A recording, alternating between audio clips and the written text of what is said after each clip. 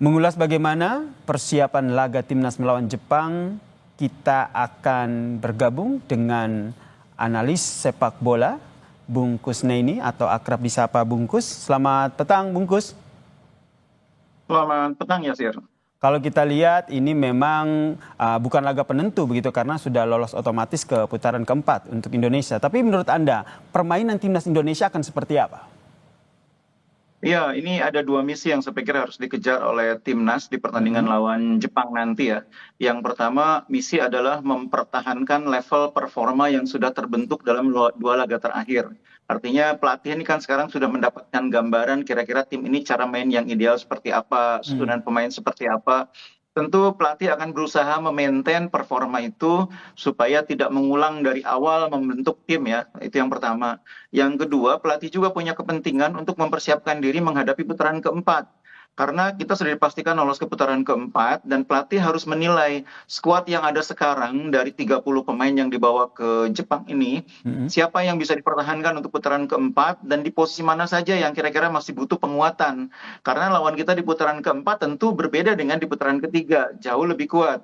Negara-negara yang kita hadapi nanti kan levelnya lebih tinggi. Ada Irak, ada Qatar, Uni Emirat Arab, sangat mungkin juga ada Oman di sana.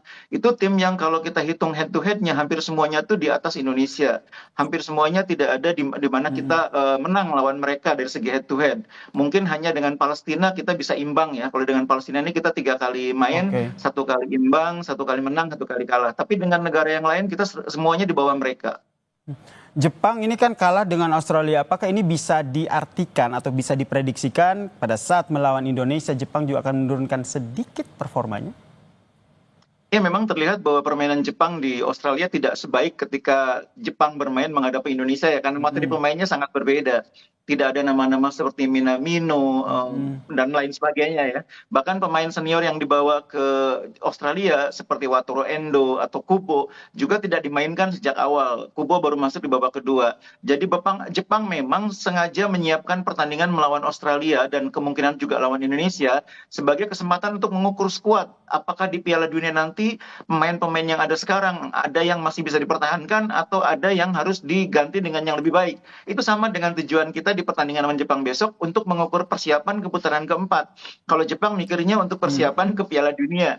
Jadi memang lawan Indonesia nanti nama-nama yang saya bilang tadi Kubo, Endo mungkin tidak diturunkan juga sejak awal. Tapi masih ada beberapa pemain yang sangat baik ya, yang saya pikir tetap menjadi pemain-pemain yang berbahaya karena pemain pelapis Jepang ini rata-rata juga banyak yang main di luar. Ada yang di Sparta Rotterdam, ada yang di Next Nijmegen, ada yang bermain di Jerman juga. Banyak rata-rata bermain di Eropa dan ini tentu menjadi tantangan tersendiri bagi kita. Meskipun lapis kedua tapi tidak bisa dianggap remeh begitu, apalagi pertandingan sebelumnya kita kalah telak gitu 0-4. Tadi Anda menyebutkan bahwa ini bisa dijadikan sebagai suatu permainan untuk mempersiapkan di putaran keempat begitu. Nah, menurut Anda sendiri apakah strategi Patrick Kluivert ini juga akan menurunkan seperti Martin Pas dan juga Marcelino yang sebelumnya memang mereka tidak main saat laga melawan pertandingan sebelumnya?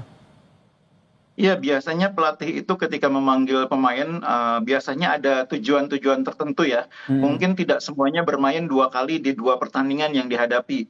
Tapi ada pemain-pemain tertentu yang mungkin hanya main di 1 pertandingan, di pertandingan berikutnya akan diistirahatkan. Sebaliknya mungkin ada beberapa pemain yang dipertahankan 2 kali bermain tapi mungkin tidak full tim. Nah, itu tadi tujuannya kan memang pelatih butuh melihat kekuatan tim secara keseluruhan. Kemarin kan Misilher tidak main, sangat mungkin di pertandingan besok dia akan main.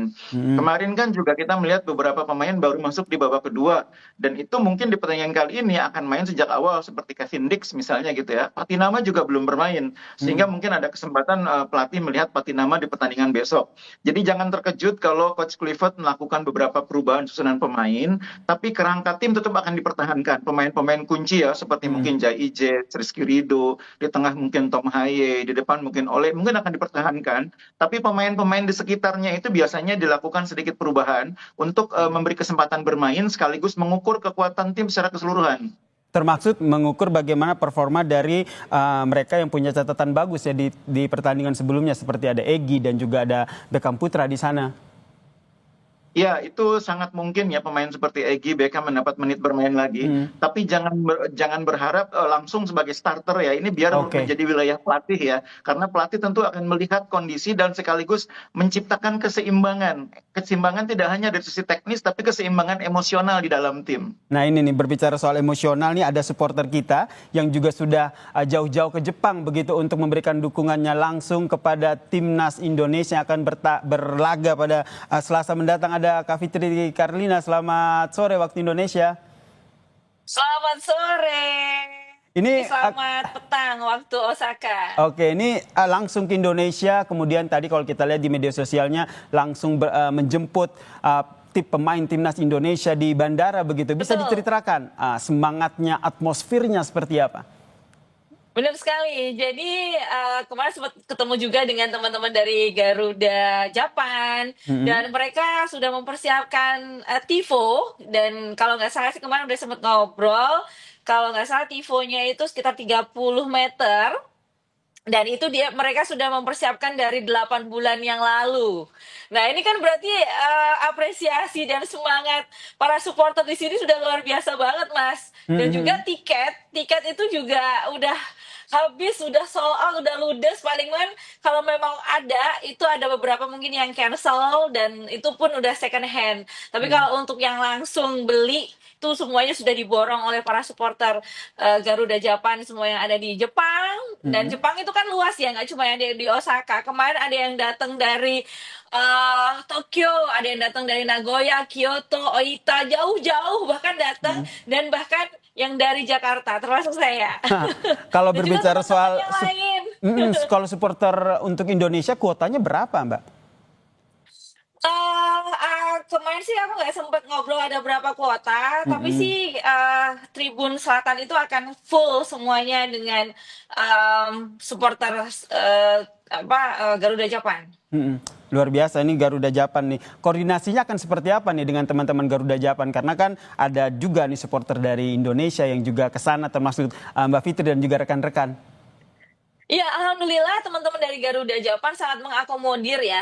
Dan Mm-mm. apalagi kalau kita sudah tergabung dalam member Garuda, baik itu Mm-mm. Garuda seluruh dunia bahkan, Mm-mm. atau member dari Garuda Timur Tengah ya.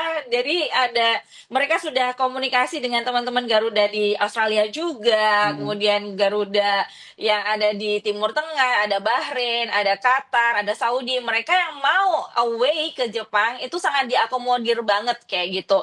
Bahkan teman-teman yang di Indonesia pun sangat-sangat diakomodir untuk masalah pembelian tiket seperti itu.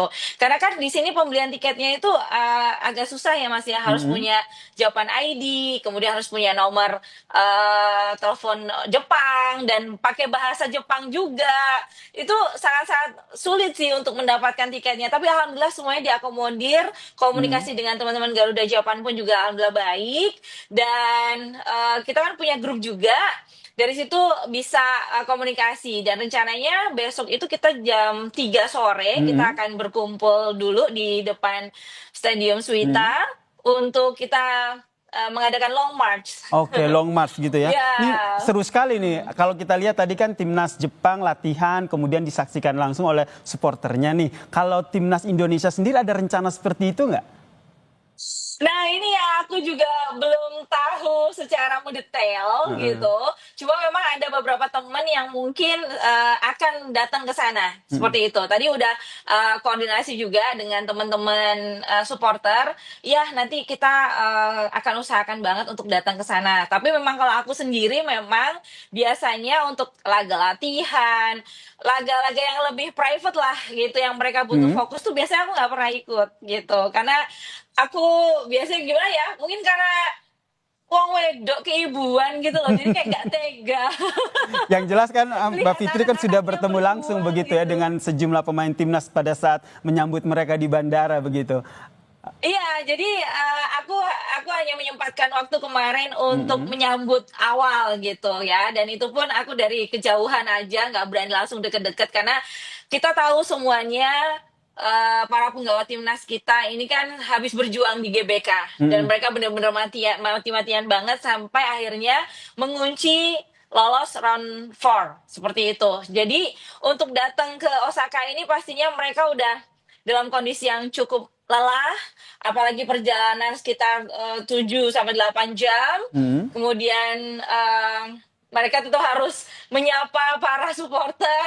Itu sebenarnya sangat melelahkan banget untuk para pemain. Baik, Tapi ini jadi salah satu apa? catatan ya bagaimana menjaga kondisi fisik mereka, tapi ada support emosional, support mental yang juga diberikan oleh supporter timnas yang ada di Jepang. Ini yang ingin saya tanyakan juga nih kepada Bungkus, seperti apa nih ya kesiapan fisik, apalagi ini kemudian kesiapan dari mental, karena ini laga tandang begitu di Jepang. Tapi jangan dijawab dulu ya Bungkus dan juga Mbak Fitri, kita akan perbincangkan lagi usai jeda, tetaplah bersama kami di Kompas Petang.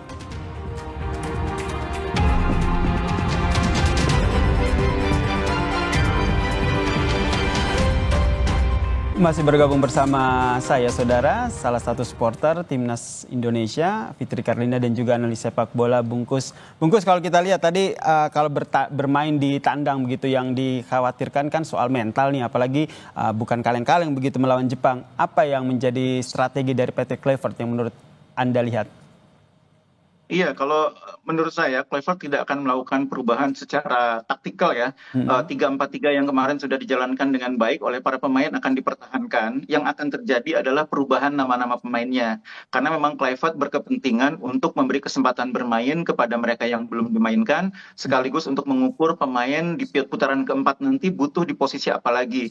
Kalau saat ini kan yang sudah terlihat jelas, kita masih butuh penguatan di lini depan. Karena kemarin ketika Ole Romeni mengalami penurunan, Sananta dimasukkan tapi kurang mampu mengubah keadaannya. Kita memang masih butuh pemain depan yang berpengalaman, yang kualitasnya kurang lebih dekat dengan Ole Romeni. Sananta mungkin perlu lebih banyak diberi kesempatan bermain di level usia 23 di Timnas U23 supaya ketajamannya meningkat. Nah, sementara kita juga butuh mencari pemain yang bisa mengcover selain Sananta. Ini sektor yang menurut saya saat ini menjadi PR, masih kurangnya alternatif di depan.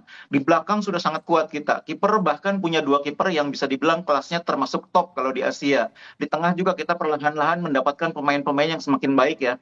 Dengan adanya Joey Pulupesi, dengan Ricky Kambuaya yang terus meningkat. Kita punya lini tengah yang kuat sekarang. Tinggal penguatan di posisi striker. Penguatan di sisi striker nih, banyak yang juga berkomentar begitu, pendukung timnas yang menyatakan bahwa Ole kemarin kurang perform karena tandemannya nggak ada nih Marcelino. Jadi mungkin salah satu strateginya adalah pada saat lawan Jepang Marcelino diturunkan. Bisa seperti itu menurut Anda? Bukan hanya tidak ada Marcelino, juga tidak ada Orat Mangun. Karena pada saat melawan Jepang, kombinasi antara Orat Mangun di kiri, Marcelino di kanan, dan Ole di tengah itu kombinasi yang sangat jalan ya. Tiga-tiganya saling mengisi, saling mendukung. Dan ketika pertandingan berikutnya lawan China, kan di sisi kiri berbeda, di sisi kanan berbeda. 2 pemain yang berbeda. Bahkan pelatih Kluivert kan sedikit mengubah cara main, tidak lagi 3-4-3, tapi lebih ke 3-5-2. Di mana Kambuaya bermain di tengah sebetulnya, bersama dengan Joey Pulupesi dan Tom Haye. Di depan hanya ada Ole Romeni bersama Egy. Itu perubahan yang tentu membuat kerja keras Ole ini dibutuhkan ya. Dan Ole agak kelelahan di akhir pertandingan. Terlihat dia agak menurun di akhir pertandingan. Dan akhirnya diganti ya di menit-menit terakhir ya, di babak kedua begitu ya. Iya. Pada saat Ole kelelahan dimasukkan Sananta, tapi Sananta masih kurang menurut saya. Sananta masih kurang, tapi melihat pada saat Beckham Putra masuk, ini kan juga cukup mencuri perhatian begitu dengan gocekannya dan juga taktik permainannya. Anda melihat ini akan diturunkan lagi untuk melihat seberapa jauh sih potensi maupun kemampuan dari Beckham Putra ini? Iya, pelatih ketika melihat seorang pemain improve ya penampilannya atau sedang dalam top performance, itu biasanya memberi kesempatan ya untuk memaintain, menambah keyakinan. Jadi sangat mungkin Beckham akan mendapatkan menit bermain lagi, cuma tetap bukan sebagai starter. Karena levelnya sekarang ini Beckham sudah ada di senior, dan di senior dia baru memulai debutnya. Pemain yang seperti ini tentu harus pelan-pelan ya. Istilahnya jangan baru awal menjadi pemain timnas tiba-tiba dikasih main 90, itu nanti akan kaget. Kemarin sudah dimainkan 15 menit, kali ini mungkin mendapat 15 menit lagi atau 20 menit, progresnya tuh perlahan-lahan. Oke, progresnya perlahan-lahan. Saya ke Mbak Fitri. Mbak Fitri, kita flashback sedikit di pertandingan kemarin itu. Pada saat kita menang dengan tendangan penalti dari Ole Romeni, Mbak Fitri deg-degan nggak sih pada saat itu? Banget lah. Semuanya kita kayaknya nggak cuma aku aja ya. Semua Saya juga sih sebenarnya. para ya kan? Supporter baik yang ada di dalam stadium maupun yang ada di rumah dan yang lagi nobar, semuanya pada deg-degan. Karena begitu santainya Oleh mengeksekusi. Kita nggak nyangka bahwa itu ternyata membuahkan gol dan sangat indah gitu dan sangat santainya Oleh. Dan kalau aku membaca juga banyak taktik yang juga tidak hanya segala untuk eksekusinya, tapi taktik sebelumnya juga kan apa namanya kegocek juga kayaknya. Karena awalnya kan yang sepertinya yang akan mengeksekusikan Bang Jai gitu ya, dan ternyata bola dari Bang Jai itu diarahkan ke Oleh gitu. Wah, itu dan ternyata penonton juga ikutan kegocek soalnya.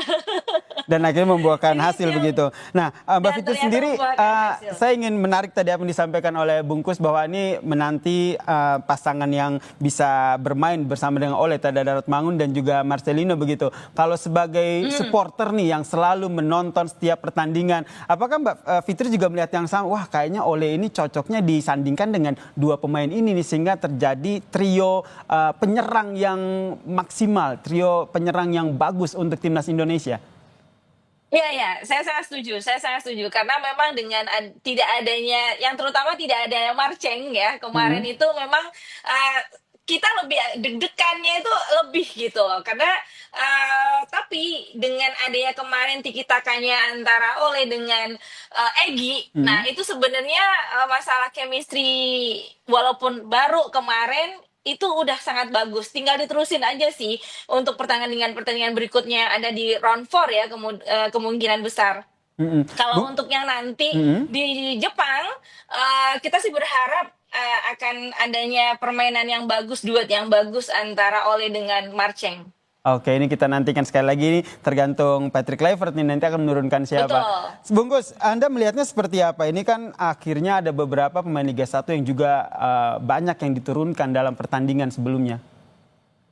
Ya, ini kan memang komitmen Kluivert ketika dilantik sebagai sebagai pelatih itu kan memang mengatakan bahwa pemain lokal akan menjadi backbone. Dan saya pikir dia memegang teguh janjinya itu ya dengan memberi kesempatan kepada pemain Liga 1. Saya kira kalau Kluivert dan jajaran pelatih lebih sering melihat pertandingan Liga 1, mungkin akan lebih banyak mendapatkan nama-nama lain. Beckham adalah pemain yang menonjol di kompetisi Liga 1 dan akhirnya di timnas pun bisa membuktikan kemampuannya. Begitu juga dengan Egy dan Ricky Kambuaya, itu pemainnya memang sedang menonjol di Liga 1. Jadi kalau pemain sedang menonjol di klubnya, di liga, itu ketika di timnas pun kepercayaan dirinya tinggi. Itu bedanya pemain yang reguler di klub dengan yang tidak reguler di klub. Makanya pelatih itu kadang-kadang menuntut kepada pemain, kalau mau main di timnas, di klub pun harus dapat tempat. Kalau di klub aja nggak dapat tempat, gimana saya kasih kamu kesempatan main di timnas? Itu biasanya pelatih menantang pemain itu seperti itu. Karena memang level permainan di level klub itu akan menambah confidence pemain. Istilahnya gini, dia lebih tajam ininya game feelingnya itu ketika dia rutin bermain. Ketika main di timnas itu bisa lebih cepat beradaptasi dengan sistem, dengan situasi di lapangan. Jadi kita apresiasi Coach Kluivert sudah memberi kesempatan kepada banyak pemain Liga 1. Sayuri juga sedang on fire memang di klubnya. Di Liga Banyak 1, ya ternyata on begitu fire ya. Kalau pertanyaan Iya, ini pertanyaan ke Bungkus nih, dari semua pemain Liga 1 yang kemarin bermain, siapa yang menurut Bungkus paling mencuri perhatian Bungkus? Menurut saya sih Ricky Kambuaya ya. Saya memang sejak di Liga 1 melihat bahwa pemain ini punya kualitas untuk menjadi pemain yang bisa diandalkan kalau dia dalam grafik permainannya gitu ya. Karena memang pemain itu kan ada up and down-nya gitu ya. Dan nggak selalu pemain itu bisa dalam grafik yang tinggi terus. Ricky kalau dalam grafik yang sedang perform, itu pemain yang menurut saya di timnas itu sebetulnya sangat layak untuk main sebagai starter bersanding dengan nama-nama seperti Tom Hai, Joy Pulepesi. Nah, ini yang saya pikir nanti akan menjadi tantangan ke depan bagaimana Ricky, Yaakob Sayuri, Egy, Beckham juga menjaga levelnya ketika main di liga supaya di timnas pun menjadi pilihan pertama. Oke, tadi kita berbicara catatan soal lini serang, lini depan begitu. Kita ke belakang nih, pertahanan. Di situ ada kemarin kalau kita lihat meskipun Arten pas tidak bermain, tapi Emil Lodeiro membuktikan bahwa dia bisa menjaga gawang timnas dengan baik. Strategi Patrick Kluivert akan seperti apa pada saat melawan Jepang? biasanya memang pelatih itu kalau sudah melihat kiper dalam kondisi yang bagus, itu mencoba mempertahankan gitu ya. Apalagi Emil ini kan baru sekali main, mungkin pelatih akan mencoba memberi kesempatan lagi, apakah dia bisa menjaga konsistensi. Karena kalau Emil bisa perform stabil, kemudian kita juga masih punya Martin, itu buat pelatih keuntungan. Siapapun yang dimainkan itu siap gitu. Jadi ini kan baru satu pertandingan, tentu terlalu dini untuk menilai Emil hanya dari satu pertandingan. Jadi Oke. mungkin kalau menurut saya Clifford akan melihat apakah di pertandingan kedua melawan tim yang lebih kuat, permainan Emil bisa seperti kemarin ketika lawan China. Itu mungkin menurut saya salah satu pertimbangannya. Salah satu pertimbangan. Saya ke Mbak Fitri. Mbak Fitri sendiri pada saat pertandingan kemarin Martin pas nggak main, kemudian yang diturunin Emil, sempat was-was nggak sih? Aduh, jangan sampai nih gawang kita kebobolan. Oh enggak, sangat pede sekali. Tetap pede ya, oke. Bahkan sangat dinanti gitu loh, debut dari Bang Emil. Dan ternyata alhamdulillah benar-benar menunjukkan performanya yang luar biasa, clean sheet. Dan kemarin waktu kita menjemput di bandara, aku langsung sampaikan, Bang, congrats, clean sheet, good gitu. Dan itu juga memberikan semangat juga gitu secara mental untuk Bang Emil. Kalaupun nanti diturunkan di laga Jepang, aku sih optimis ya, karena memang antara Bang Emil dan juga Martin Paes ini bisa dibilang 11-12 gitu. Jadi sangat-sangat pede banget lah kalau untuk di gawang sekarang. Jadi Di kalau nggak ada sama-sama Martin Paes, kita temboknya. masih punya Emil begitu untuk menjaga Iya gawang timnas dong, Indonesia. Nah sedikit nih Mbak Fitri bener. terakhir. Tadi kan katanya udah menyiapkan tifo, kemudian ada kejutan. Bisa di-spill nggak? Kira-kira kejutannya apa nih dari Garuda Japan pada saat pertandingan nanti? Iya, semalam juga aku udah ngorek-ngorek informasi kan gitu sama ketua Garuda Japannya gitu. Iya Mbak, nanti bakal ada tifo yang sepanjang dan selebar 30 meter dan nanti salah satunya yang Mbak Fitri duduk di bangkunya itu Mbak Fitri juga ikutan koreonya gitu. Wah, sesemangat itu. Cuma kan aku nanya, tifonya apa? Mereka masih merahasiakan karena Oke. biasanya dari para supporter itu selalu merahasiakan karena ingin memberikan surprise di saat lagi live. Oke, memberikan Baru surprise nanti dan tentu akan saja. menjadi pembicaraan setelahnya. Nah ini akan menjadi surprise dan tentu saja kita harap menjadi semangat tersendiri ya Betul. untuk timnas Indonesia yang nanti akan berlaga melawan Jepang. Kita berharap pasti aku yakin Bungkus dan juga Mbak Fitri ingin timnas Indonesia bisa menampilkan terbaik dan juga bisa menang melawan Jepang ya. Ini harapan kita bersama. Amin. Terima kasih Fitri Karlina, supporter timnas Indonesia dan juga Bungkus Naini, analis sepak bola telah bergabung bersama kami di Kompas Petang. Salam sehat semuanya.